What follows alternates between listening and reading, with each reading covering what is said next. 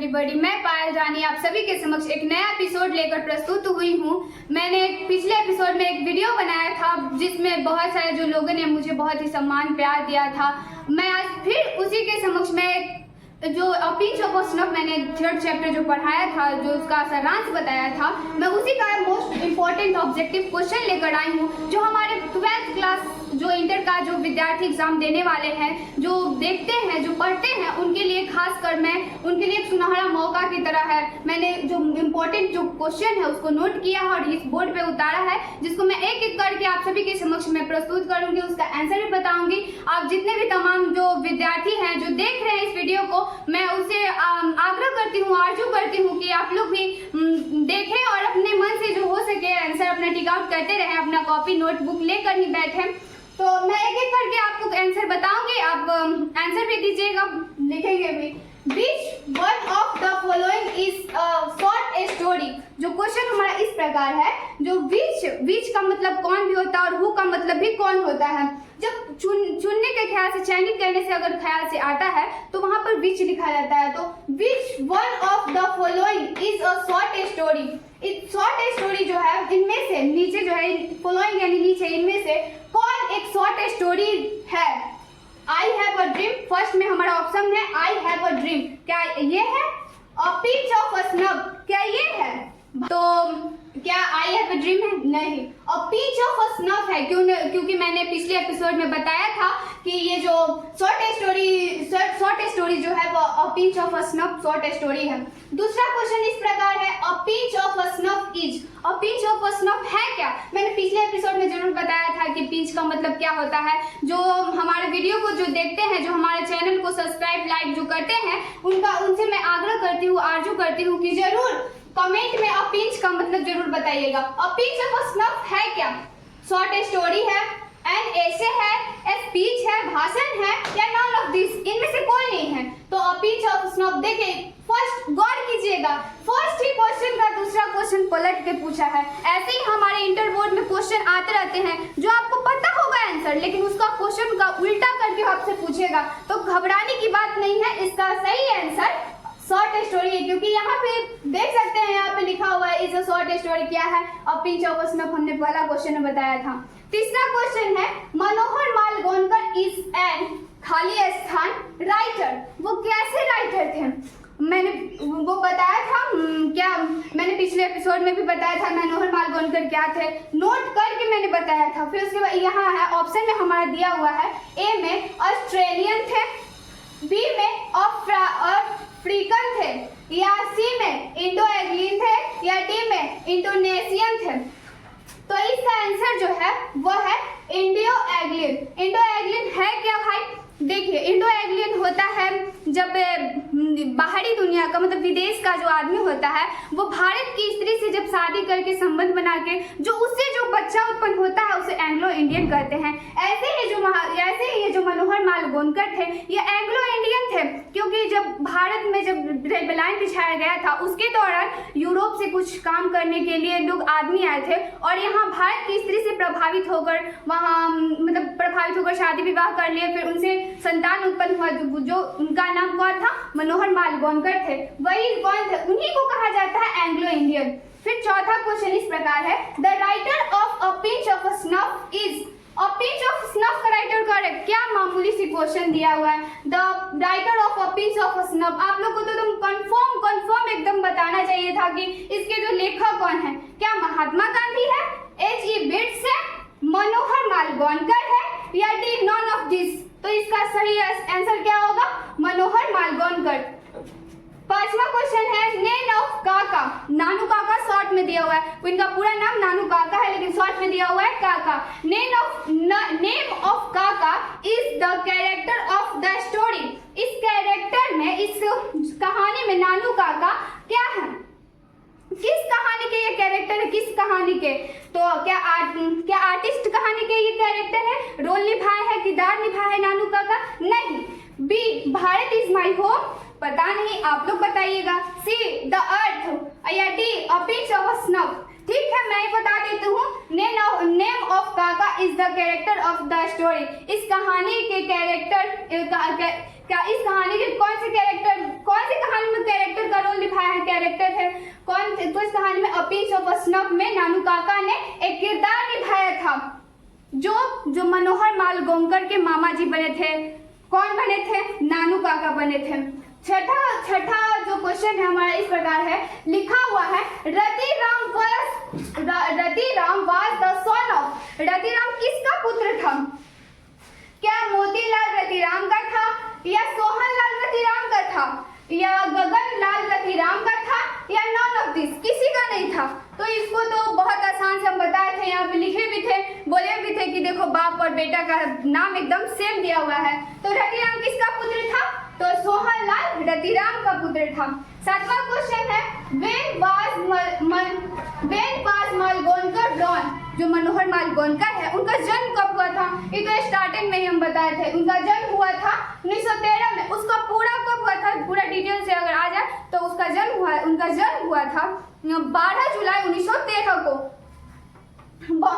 Bombay beware 8वां question है हमारा, Bombay beware is writing by. Bombay beware जो लिखा हुआ वो किसके द्वारा लिखा हुआ? उसको कौन लेखक है, किसने रचना की है? आर.के. नारायण ने की है, या डॉक्टर जाकिर हुसैन ने की है, मनोहर मालगोंकर किए हैं, या मार्टिन लूथर किंग ने किया है? तो मैंने बताया था 4 गो पॉइंट्स भी था, 4 गो रचनाएं भी दिए थे, जिसमें से बॉम्बे बिवेयर जो था वो भी था, एक प्रमुख था, जिसमें से किसने किया था उसका रचना? तो मनोहर मालगोंकर का, क्योंकि a pitch of a snuff के जो राइटर है मनोहर मालगोंकर है, इन्होंने ही बॉम्बे बिवेयर की रचना की थी।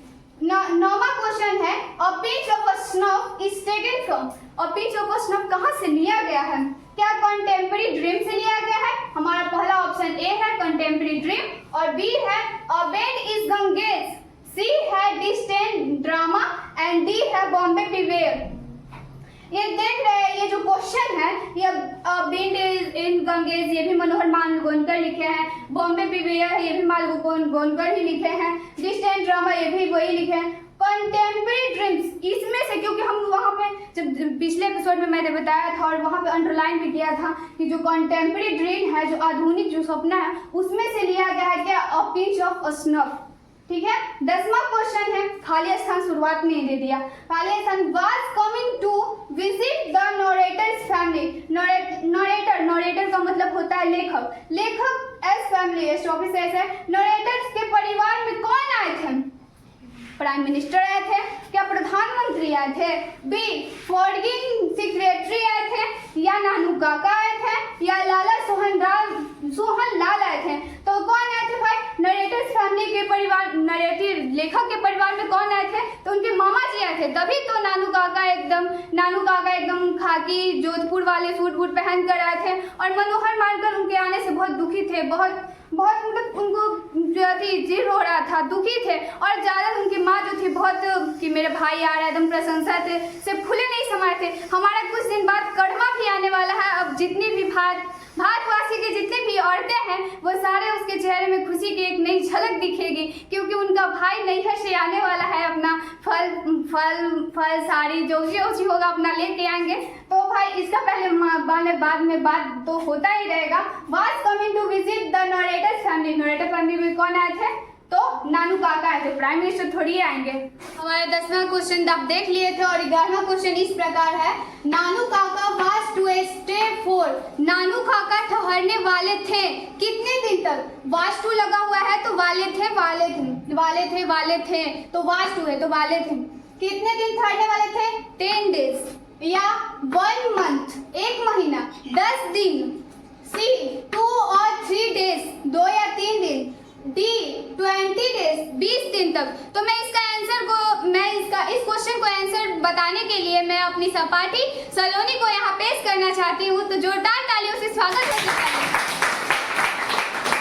तो आपसे जरूर रिक्वेस्ट है कि आपको तो पता होगा इसका आंसर क्या होगा, तो आप अपने एकदम निराला तरीका से इसका आंसर हम सभी को, यहाँ तमाम जितने भी लोग हैं सभी को इसका आंसर बताएं। क्या होगा इसका आंसर?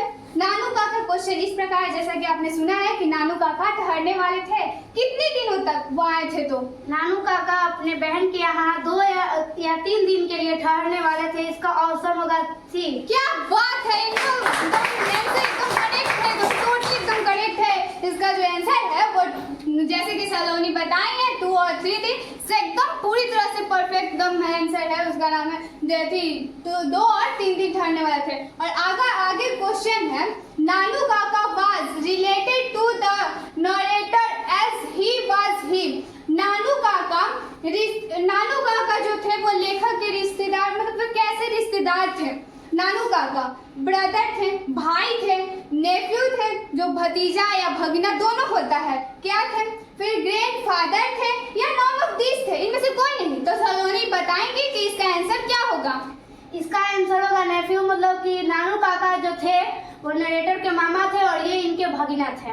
क्या बात है, एकदम पूरी तरह से एकदम लगता सही जवाब देते चले जा रहे हैं। तीसरा क्वेश्चन है, Nanu Kaka was coming to Delhi to see. Nanu Kaka जो थे वो दिल्ली में किनसे मिलने आए थे? सब मिनिस्टर से या और डॉक्टर से या कांग्रेस प्रेसिडेंट से या नॉन ऑफ दिस, किसी से नहीं। तो आप बताइए इसका आंसर क्या होगा? नानू काका दिल्ली कुछ मिनिस्टर से मिलने आए थे, इसका ऑप्शन ए होगा। क्या बात है, इसी तरह के पढ़ाई मन लगा के पढ़ना।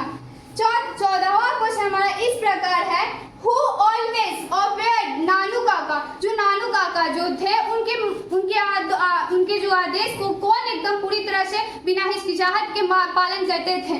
तो आप बताइएगा। हम आपको ऑप्शन देते हैं, द अंडर सेक्रेटरी थे, इनके आदेश का पालन करते थे। द ऑथर हिमसेल्फ थे, ये स्वयं थे। या राइटर मदर थे, राइटर्स मदर जो थी लेखक नरेटर के माँ थे।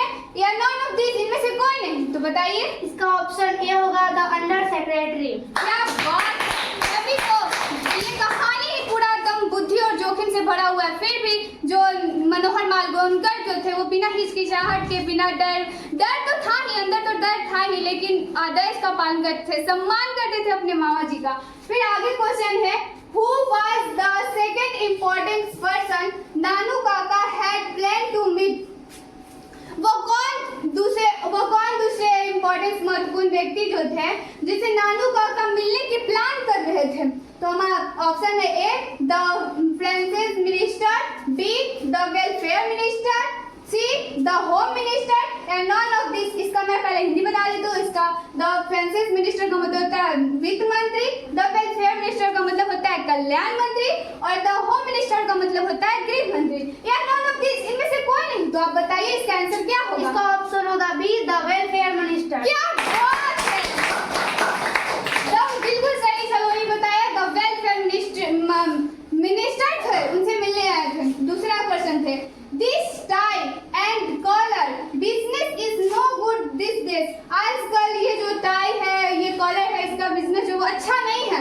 Who says this line? इस लाइन को किसने कहा था, किसने व्याख्या किया था इस कहानी में? नानू काका ने कहा था, अंडर सेक्रेटरी कहा थे, या द वेलफेयर मिनिस्टर कहे थे, या non of this?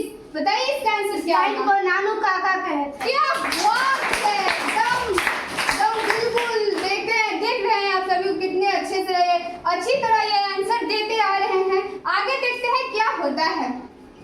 17 number question है, who change his appearances into Jodhpur court and tied and used orange turban on his head।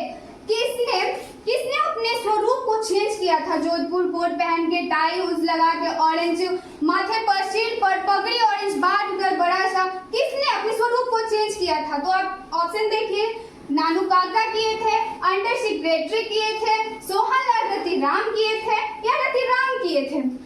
इसका आंसर होगा नानू काका। नानू काका। क्या बात है, आपका तो कितना अच्छा आप एकदम जवाब देते चले जा रहे हैं। हमारा क्वेश्चन है 18वां, नानू काका took out his cheque book and wrote a cheque for. Nanu Kaka जो थे वो कितने रुपए का चेक काट कर दिए थे? 5000 रुपीज का, 5000 का, 2000 रुपीज का, या 2000 का, 1000 रुपीज का। इसको 1000 भी कर सकते हैं, 1000 भी कर सकते हैं। 500 रुपीज का या 5000 का। तो आप बताइए इसका आंसर क्या होगा? इसका आंसर ऑप्शन सी, 1000 रुपीज। वाह क्या बात है सलोनी, आपसे मैं ये पूछना चाहती हूँ कि मैंने ये खेल में आप सभी सभी को, आप सभी मतलब इतने उपस्थित मेरे जो क्लासमेट है, और आपसे मैं पूछना चाहती हूँ, आपने तो यहाँ आया और इतना क्वेश्चन का सही आंसर दिया है, तो मैं आपसे पूछना चाहती हूँ कि आपको इस ऐसे मतलब पढ़ाई करने का तरीका आपको कैसा लगा, तो कृपया आप बताएं। सबसे पहले मैं पायल को थैंक यू करना चाहती हूँ, मुझे इस क्वेश्चन का सारा का आंसर देने का मौका दी, और मुझे सारे क्वेश्चन का आंसर मैंने सही जवाब दिया। और खेल में पढ़ाई जो होता है वो बहुत ही ज़्यादा अच्छा होता है, इन सब बच्चों को दिमाग में एकदम फिट हो जाता है अच्छी तरीके से, और हम लोग को हमेशा खेल में ही पढ़ाई करना चाहिए। क्या बात है, क्या बात है, सही बात है। हम सभी को मैं बोलना चाहती हूँ, सभी भाई को हमें खेल में पढ़ाई करना चाहिए।